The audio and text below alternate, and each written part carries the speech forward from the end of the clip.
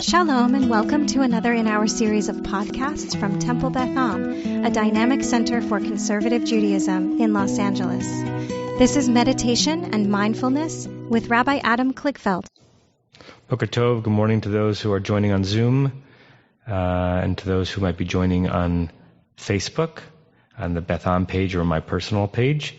It's time for a Friday morning meditation for us to retreat and treat ourselves to some moments that are mostly unintruded upon by almost anything else.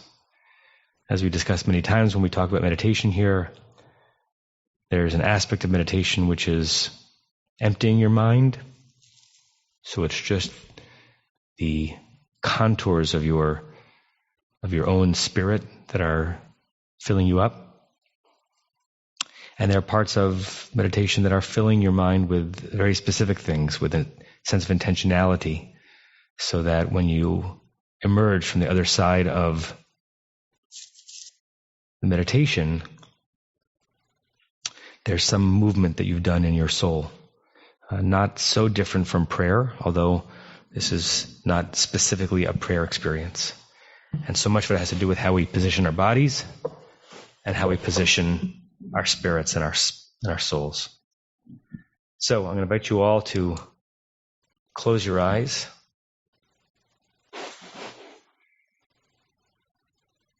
Start settling into your body.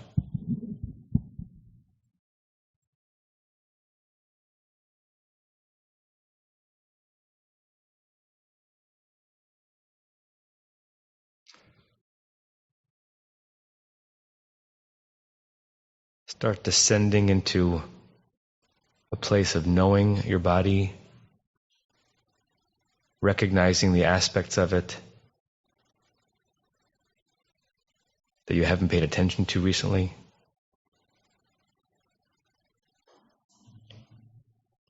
And letting your mind wander even to the places in your body that are sources of pain right now. There are always aches and pains.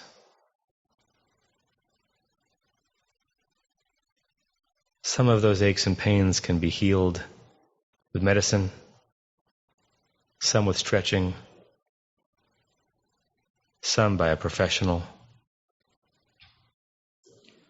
Sometimes we can bring even a little bit of relief just with the power of our mind to go to a sore spot and direct our own energy there. Almost watching it release some of its tension, releasing some of the pain.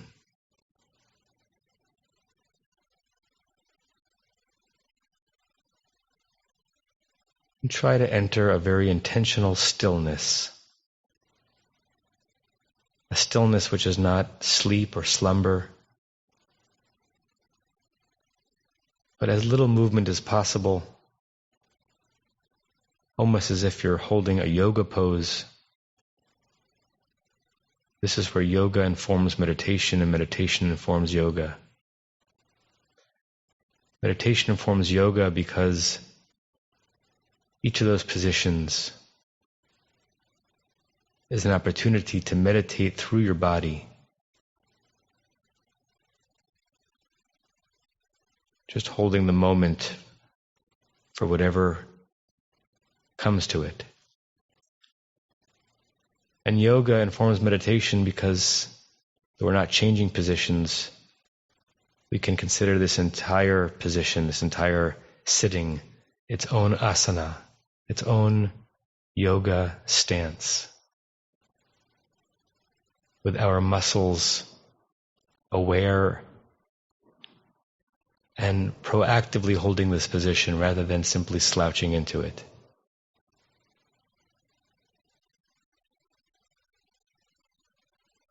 Engage your core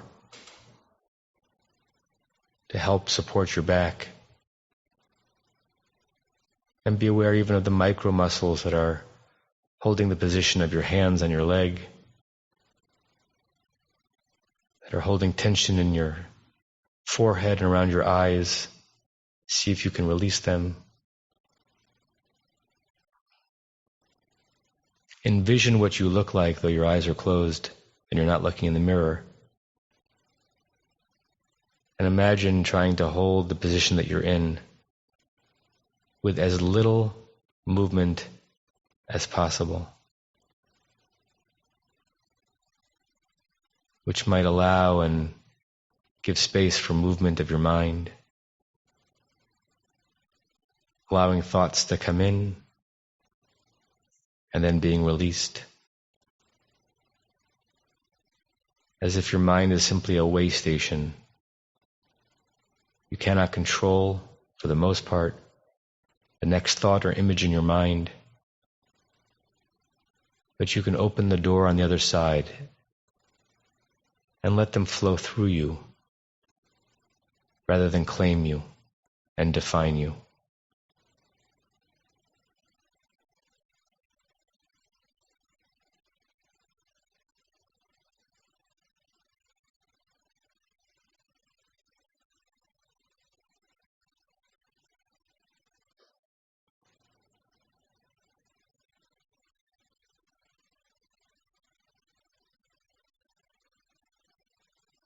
We are living and meditating this week within Parshat Va'etchanan, the Parsha name for when Moses remembers having pleaded with God to let him into the land of Israel despite his punishment.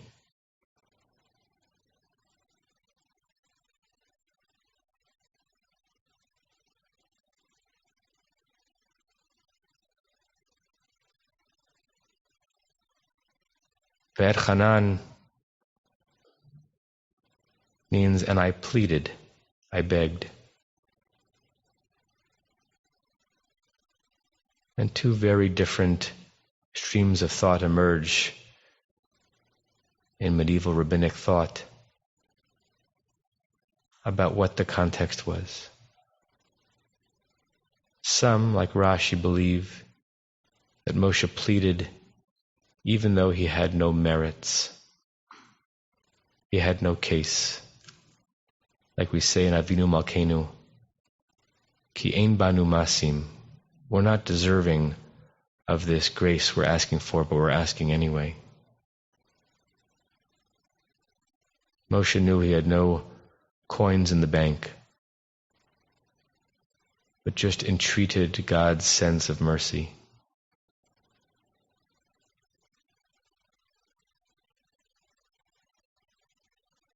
And others believe that Moshe pleaded in this moment because he felt he had earned the right to. He had just recently exhorted the Israelites to draw closer to God. He had invested in the relationship between God and Israel. He was holding a ticket, therefore, and he pleaded. You owe me, God, is how some read Va'etchanan. Whereas Rashi again says, even though you owe me nothing, I'm going to ask.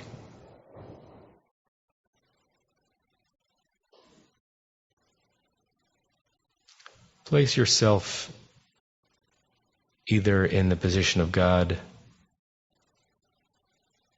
or the position of Moshe, and see yourself toggling back and forth between the two options. If you're Moshe,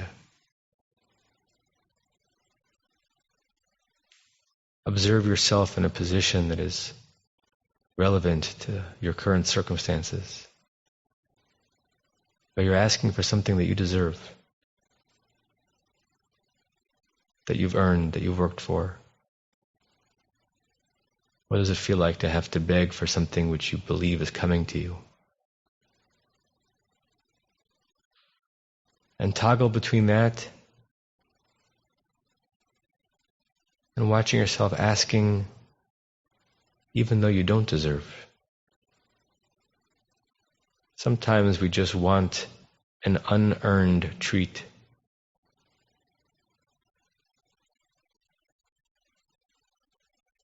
If you're God in your mind, just as a character almost in the scene, rather than actually thinking of yourself as a divinity. Imagine who's coming to you for requests.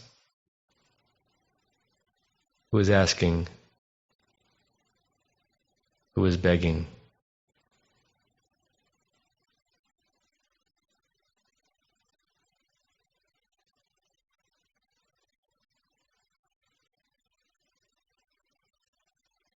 Who's coming to you because they deserve your attention, your beneficence?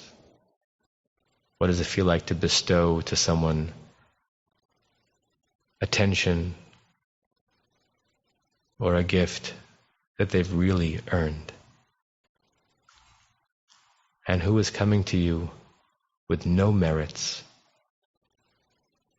with nothing but resting on your compassion and loving kindness? And what does it feel to bestow goodness in that situation? Not because they've earned it, but because you can. Let your mind dance around these 4 quadrants of Et Hanan. You as Moshe, you as God, asking and pleading for no strong reason, or a request coming because it's been earned.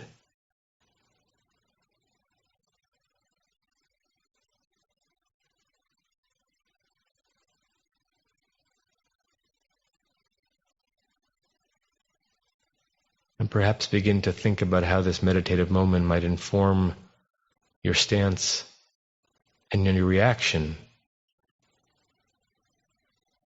the next time or the next few times you're in one of those 4 quadrants, being in a position to give, to offer, to bestow, being in a position to ask, to request, to plead.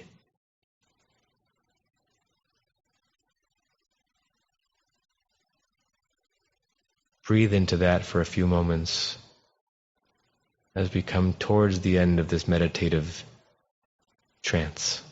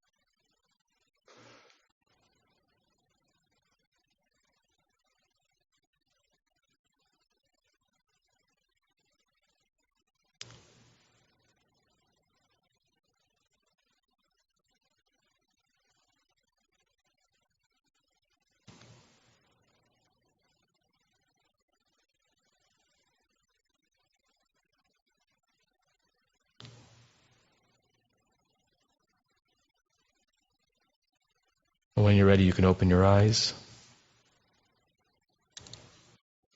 Start coming back to this place. And I'll share the closing prayer that we'll say together 3 times. May we and all beings have happiness in the causes of happiness. May we all be free of suffering in the causes of suffering. May we all experience true happiness that has no taint of suffering. May we live in great equanimity, free from burdening attachment to loved ones and contempt for others, but rather with compassion for all. May we and all beings have happiness in the causes of happiness. May we all be free of suffering in the causes of suffering. May we all experience true happiness that has no taint of suffering. And may we live in great equanimity, free from burdening attachment to loved ones and contempt for others, but rather with compassion for all. May we and all beings have happiness in the causes of happiness. May we all be free of suffering in the causes of suffering. May we all experience true happiness that has no taint of suffering. May we live in great equanimity, free from burdening attachment to loved ones and contempt for others, but rather with compassion for all. And I say to you all shalom and namaste and Shabbat shalom. And I hope to see you soon. You have been listening to another in our series of podcasts from Temple Beth Am, a dynamic center for conservative Judaism in Los Angeles. If you enjoy these podcasts, we invite you to write a review on the Apple Podcast site or wherever you get your podcasts. For more information about Temple Beth Am Los Angeles, go to tbala.org.